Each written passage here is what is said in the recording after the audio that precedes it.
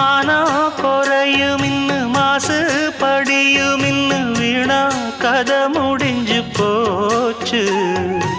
ஈசான மூலையில லேசான பள்ளி சத்தம் மாமன் பேர சொல்லி பேசுது.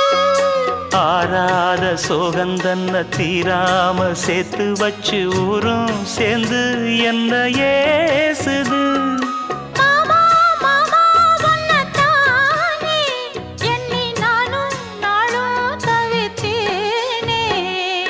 கூண்டுக்குள்ள என்ன வச்சு கூடி நின்ன ஊற விட்டு கூண்டுக்குள்ள போனதென்ன கோலக்கிளி.